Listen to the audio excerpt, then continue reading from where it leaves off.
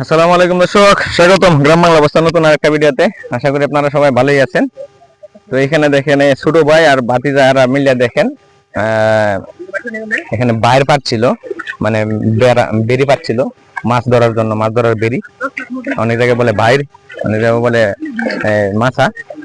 তো এখন দেখেন এই মাছগুলো আজ আনতেছে, আপনাদেরকে দেখাবো কিরকম মাছ পাইছে। এই যে ভাতিজা ভাতিজা আইতেছে। ভাতিজা কেমন মাছ পাইলা? মাছটা একটু দাও।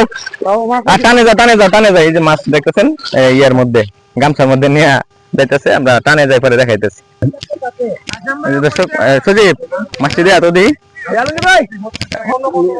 এই যে দর্শক দেখতেছেন এই মাছগুলা ধান কাটা, ধান কাটা, ধান মারাই করে এগুলোর পাশাপাশি এই যে দেখেন কতগুলা মাছ সুন্দর।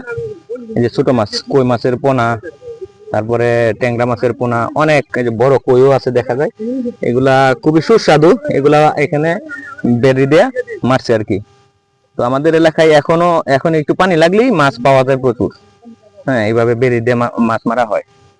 তো আপনাদের এলাকায় কিরকম মাছ পাওয়া যায় এখন এই চৈত্রি মাসে শেষে, বৈশাখের শুরুতে, আমাকে অবশ্যই কমেন্টে জানাবেন। আর এই মাছের সাইজ গুলা দেখেন, এত সুন্দর মাছ, একদম তরতাজা।